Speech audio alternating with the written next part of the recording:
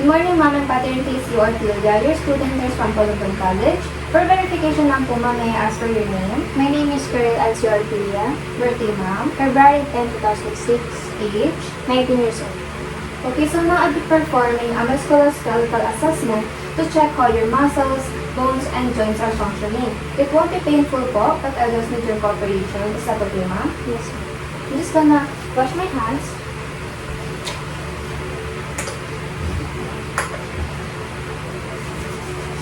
Close the curtain for privacy. Okay, Ma'am. Before I start, I'm just gonna ask a few questions, Ma'am. Is that okay? Yes, ma'am. Do you have any muscle pain right now, Ma'am? No, ma'am. Have you had any difficulties moving your arms, legs, or doing daily activities like pagligo po or pagsuot ng damit? No, ma'am. Okay. Have you had any past injuries, especially from sports po or any daily activities? Wala. Hindi pa Wala naman. naman po, mga physical activity, wala naman. Wala. Have you experienced any weakness or loss of function even if there's no pain? Wala. Okay. Now I'm gonna proceed my assessment po. So now I will start the assessment for your muscles. I will check for your posture, gait mobility, balance, coordination, inspection of extremities, size and shape, limb measurements, palpation, joint ROM or joint range of motion, and lastly muscle tone and strength. Okay, ma'am? So can you stand up, ma'am, with your feet together? Ma'am, so now I will observe for your calves and extremities. Your height is that one way. Okay, ma'am. And can you sit again? Okay po. So I can see that your posture is correct. Your midline is above the spine. And your shoulder is equal. Which is good, ma'am. Okay, ma'am. So now I will look at your muscles. Ma'am, I'll be comparing one side of your body to the other. Is that okay, ma'am? Okay, I'm just gonna measure your arms mo, ma'am. Your forearm po muna. Upper arm po. Other mo na po.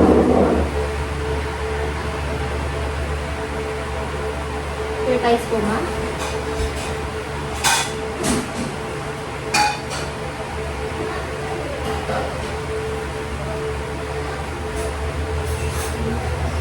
Okay na po.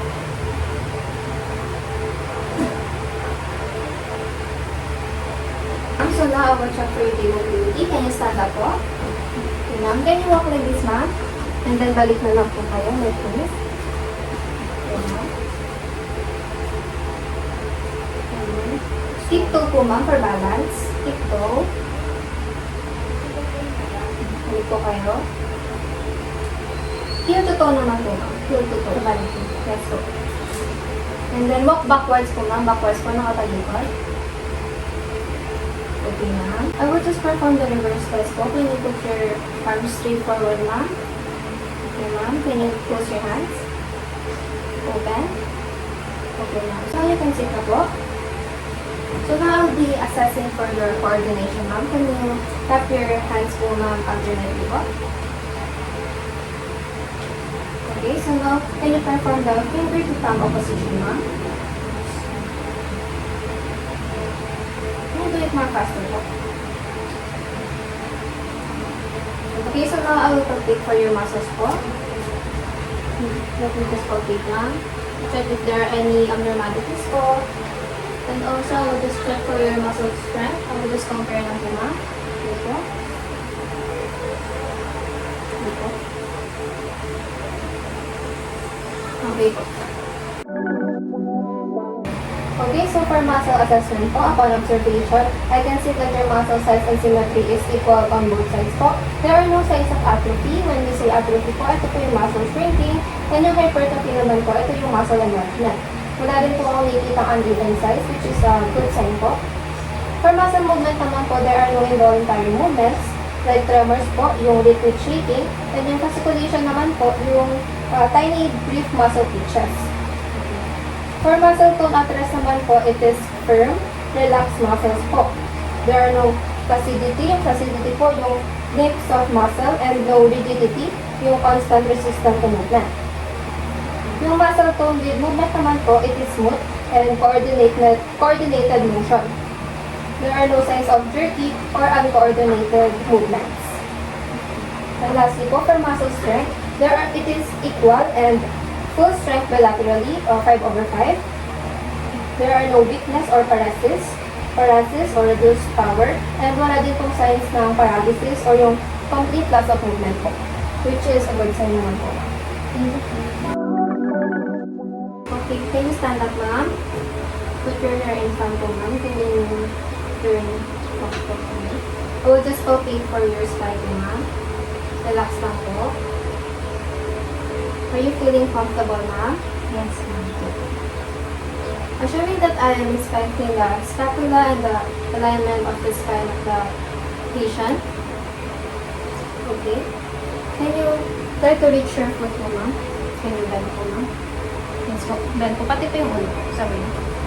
Yes po. For bone assessment, skeletal inspection po, it is straight yung posture niyo po. And there are no kyphosis. When I say kyphosis po, yung hunchback look. Tapos yung lordosis naman po, ito po yung sway back. And yung scoliosis naman po, ito yung sideways spine, parang yung spine natin, pa-curve po. And there are also no presence deformities po. For bone palpation naman, we can see that there are no pain and swelling as well. There's no tenderness or edema, crepitus din po or grinding sounds. After inspection, let's move on to palpation naman po. I will palpate for your temporomandibular joint po. Open your mouth. Close it po. Open. Can you do it forward po, ma'am? Okay, side to side po. Okay, ma'am. Ma'am, can you stand up po, ma'am? Just do the extension po, ma'am. Can you flex po, ma'am? Hyperextension po. Abduction side, ma'am. Yes po. So, ma'am, after doon, please po, ma'am. Please. Kamila po. Ma'am, can you do this po, ma'am? Okay. The other side po. So, ma'am, can you put your arms forward, ma'am? Resist po, ma'am. Resist. Okay, ma'am. Can you sit po, ma'am? Okay, so let's move on to resisting the opposite po, ma'am. Can you resist? Okay. Other side po. Okay, ma'am. Tapos po, ma'am. I will start and rotate. Okay, ma'am. Can you use po, ma'am? I will rotate lang po. There are no presence of nodules, swelling, or tenderness po, ma'am. Okay, can you do this po, ma'am? Flexion, extension po, hyperextension po. Okay, ma'am. Can you do this po, ma'am? Okay. Do this po. Okay. Okay. Thank you, ma'am. For the dorsiflexion, raise your toes towards the knees. Okay. Downward to the ground. Okay, ma'am. Then away to the opposite leg for the reversion in the sole of the foot. Okay, turn away to the other side. Okay, turn straight na, ma'am. Now for the muscle strength, I will ask you to do the dorsal flexion and flat flexion against the resistance. Step, okay, ma'am. Okay. Resist, ma'am. Resist po. Sa baba naman po. Okay. For joint inspection naman po, there are no swelling, no redness or deformities. So it appears normal naman po. For palpation naman, there are no pain or irregularity. There's no crepitus or musicarticus. Ito po yung cracking sensation. There's no nodules or tenderness po. For range of motion naman po or ROM, it is full smooth movement without pain naman po. It is normal. There's no abnormalities like limited range of motion, there's no pain, stiffness, or contractures po.